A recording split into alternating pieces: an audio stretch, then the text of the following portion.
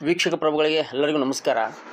ಸ್ನೇಹಿತರೆ, ಇವತ್ತು ನಮ್ಮ ದೇಶದಲ್ಲಿ ಅದರಲ್ಲೂ ದೇವಸ್ಥಾನಗಳಲ್ಲಿ ಇಷ್ಟೆಲ್ಲ ಸಂಪತ್ತಿದೆಯಾ ಅಂತ ಹೇಳಿ ಇವತ್ತು ನಮ್ಮ ಜನರು ಎಲ್ಲ ಕಡೆ ಚರ್ಚೆ ಮಾಡ್ತಾ ಇದ್ದಾರೆ. ಇವತ್ತು ಮಾಧ್ಯಮಗಳಲ್ಲಂತೂ ನೀವು ನೋಡಬಹುದು, ಇವತ್ತು ಎಷ್ಟು ಖಜಾನೆ ಇದೆ ಅಂದರೆ ಖಜಾನೆಯಲ್ಲಿ ಎಷ್ಟು ಬಂಗಾರ ಇದೆ, ನಂತರ ಎಷ್ಟೆಷ್ಟು ಖಜಾನೆಗಳಲ್ಲಿ ಈ ಬಂಗಾರ ಅಡಕವಾಗಿದೆ ಅಂತ ಹೇಳಿ ಚರ್ಚೆಗಳಾಗ್ತಾ ಇವೆ.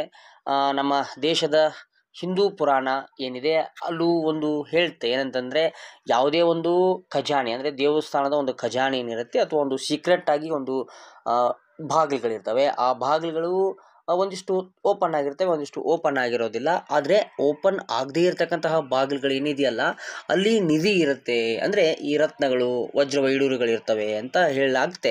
ಆದರೆ ಯಾಕೆ ಇವುಗಳನ್ನು ನಂಬಲಾಗುತ್ತೆ ಅಂತಂದರೆ, ಈ ಹಿಂದೆ ಮಹಾರಾಜರು ಈ ದಾಳಿಗಳಾದಾಗ ಅಥವಾ ಇನ್ನೇನೋ ಆದಾಗ ಒಂದು ಶಾಂತಿಗೋ ಅಥವಾ ನೆಮ್ಮದಿಗೋ ತಮ್ಮಲ್ಲಿರ್ತಕ್ಕಂತಹ ಆಭರಣಗಳನ್ನು ಈ ದೇವಸ್ಥಾನದ ಒಳಗೆ ಏನು ಮಾಡ್ತಾಯಿದ್ರು, ಮುಚ್ಚಿಡ್ತಾಯಿದ್ರು. ಮುಚ್ಚಿರ್ತಕ್ಕಂತಹ ಆಭರಣಗಳನ್ನು ಕಾಯಬೇಕು ಅಂತ ಹೇಳಿ ಒಂದಿಷ್ಟು ದೈವ ಶಕ್ತಿಗಳನ್ನು ಸಹ ಅಲ್ಲಿ ಸ್ಥಾಪನೆ ಮಾಡ್ತಾಯಿದ್ರು ಮತ್ತು ಕ್ಷುದ್ರ ಶಕ್ತಿಗಳನ್ನು ಸಹ ಸ್ಥಾಪನೆ ಮಾಡ್ತಾಯಿದ್ರು. ನಿಮಗೆ ಗೊತ್ತಿದೆ ಅನಿಸುತ್ತೆ, ಆದರೂ ನಾನೊಂದು ಸಾರಿ ಹೇಳೋಕ್ಕೆ ನಿಮ್ಗೆ ಇಷ್ಟಪಡ್ತೀನಿ. ಈ ನಮ್ಮ ದೇಶದಲ್ಲಿ ಈ ಹಿಂದೂಗಳ ಪುರಾಣ ಪ್ರಸಿದ್ಧ ಧಾರ್ಮಿಕ ಕೇಂದ್ರಗಳಲ್ಲಿ ಒಂದಾಗಿರ್ತಕ್ಕಂತಹ ಒಡಿಸ್ಸಾದ ಪೂರಿಯಲ್ಲಿರ್ತಕ್ಕಂತಹ ಜಗನ್ನಾಥ ದೇವಾಲಯದ ಬಗ್ಗೆ ನಾವು ಇವತ್ತು ಮಾತನಾಡೋಣ. ಅಲ್ಲಿ ಒಳಕೋಣೆಯಲ್ಲಿ ರತ್ನ ಭಂಡಾರ ಇದೆ ಅಂತ ಹೇಳಲಾಗ್ತಾ ಇತ್ತು ಮತ್ತು ಮೂಲ ಕೀಲಿ ಕೈ ಸಹ ಅಲ್ಲಿ ಕಳೆದು ಹೋಗಿತ್ತಂತ, ಅಂದರೆ ಒರಿಜಿನಲ್ ಕೀ ಏನಿತ್ತು ಅದು ಕಳೆದು ಹೋಗಿತ್ತು ಅಂತ ಹೇಳಲಾಗ್ತಾ ಇತ್ತು. ಆದರೆ ಇವತ್ತು ಮೂಲ ಕೀಲಿ ಕೈಯನ್ನು ಬಿಟ್ಟು ಇವತ್ತು ಒಂದು ಡೂಪ್ಲಿಕೇಟ್ ಕೀಲಿ ಕೈಯನ್ನು ಮಾಡಿಸಿ ಇವತ್ತು ಜಗನ್ನಾಥ ದೇವಾಲಯದ ಒಂದು ಬಾಗಿಲವನ್ನು, ಅಂದರೆ ಅಲ್ಲಿರ್ತಕ್ಕಂತಹ ಒಂದು ಭಂಡಾರ, ಯಾವ ಭಂಡಾರ ಅಂತಂದರೆ ಈ ರತ್ನ ವಜ್ರ ವೈಡೂರ್ಯ ಈ ಯಥೇಚ್ಛವಾಗಿ ಅಲ್ಲಿ ಇಟ್ಟಿದ್ರು ಅಂತ ಹೇಳಲಾಗ್ತಾ ಇದೆ. ಮತ್ತು ಅಲ್ಲಿ ಸರ್ಪಗಳು ಸಹ ಕಾವಲಾಗಿದ್ದು ಅಂತ ಹೇಳಲಾಗಿತ್ತು. ಆದರೆ ಇವತ್ತು ಸಂಪೂರ್ಣವಾಗಿ ದೇವಸ್ಥಾನದ ಆ ಬಾಗಿಲವನ್ನು ಓಪನ್ ಮಾಡಿದ್ದಾರೆ. ಸುಪ್ರೀಂ ಕೋರ್ಟ್ ಒಂದು ತೀರ್ಪನ್ನು ನೀಡಿತಂತೆ, ಓಪನ್ ಮಾಡಿಬಿಡಿ, ಅದನ್ನು ಓಪನ್ ಮಾಡಿ ಅಲ್ಲಿರ್ತಕ್ಕಂತಹ ವಜ್ರ ವೈಡೂರ್ಯ ರತ್ನಗಳೇನಿದೆ ಅವ್ನು ಲೆಕ್ಕ ಹಾಕಿ ಅಂತ ಹೇಳಲಾಗಿತ್ತು.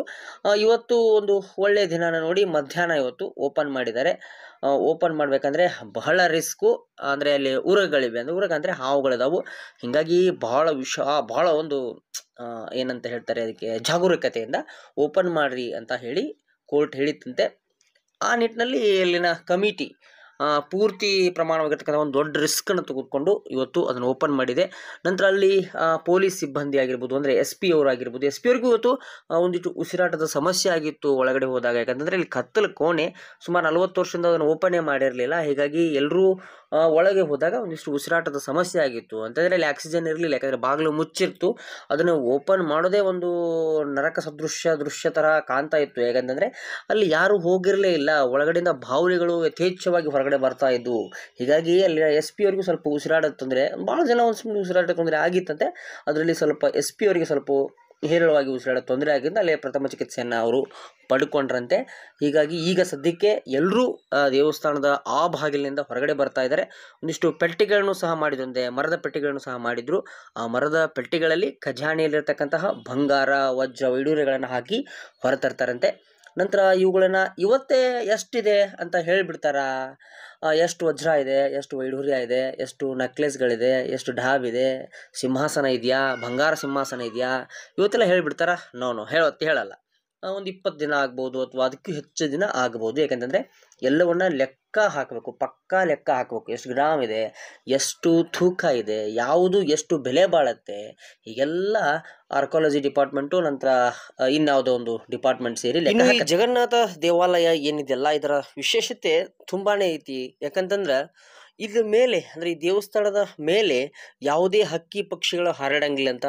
ನಂತರ ಈ ದೇವಸ್ಥಾನದ ಒಳಗಡೆ ಏನು ಮೂರ್ತಿ ಇದೆಯಲ್ಲ, ಆ ಮೂರ್ತಿ ವರ್ಷಕ್ಕೊಮ್ಮೆ ಇದನ್ನು ಚೇಂಜ್ ಮಾಡ್ತಾರಂತೆ. ಅಂದರೆ ಈ ಮೂರ್ತಿ ಹೇಗೆ ಮಾಡಿರ್ತಾರೆ ಅಂತಂದರೆ, ಇನ್ನು ಕಟ್ಟಿಗೆಯಿಂದ ಮಾಡಿರುವಂತಹ ಮೂರ್ತಿ ಇದು.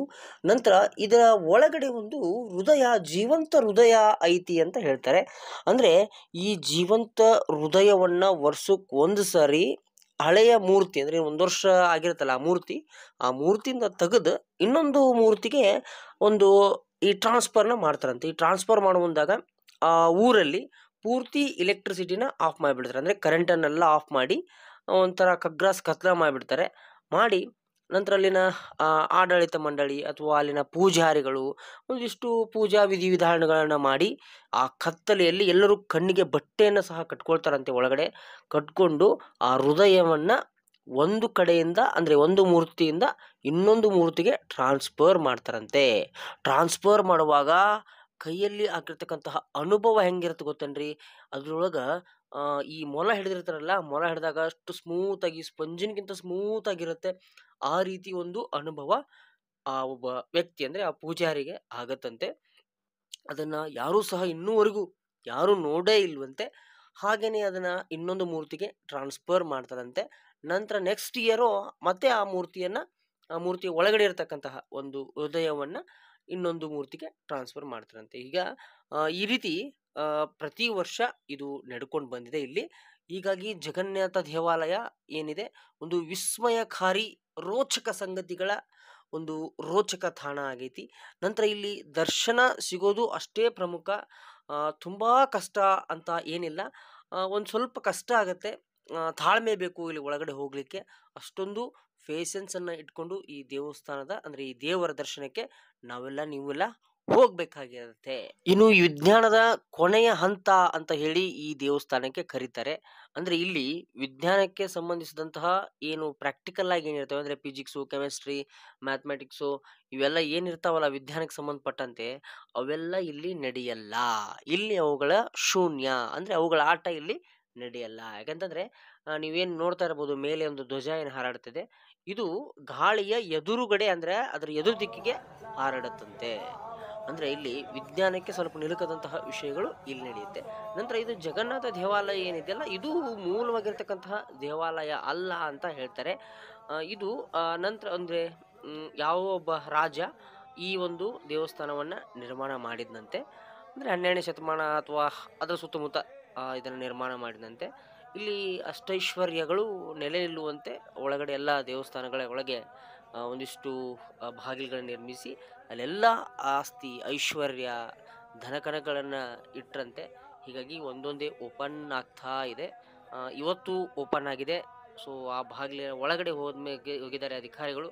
ಏನೆಲ್ಲ ಆಭರಣಗಳು ಸಿಕ್ಕಿವೆ, ಏನೆಲ್ಲ ಐಶ್ವರ್ಯ ಸಿಕ್ಕಿದೆ, ಎಷ್ಟೆಷ್ಟು KG ಬಂಗಾರ ಇದೆ, ಅದನ್ನೆಲ್ಲ ಅಧಿಕಾರಿಗಳು ತಾಳೆ ಹಾಕ್ತಾರೆ. ಕೆಲವು ದಿನಗಳಲ್ಲಿ ಅಂದರೆ ಒಂದು ತಿಂಗಳಲ್ಲಿ ಈ ಒಂದು ವರದಿ ಹೊರಬರಲಿದೆ.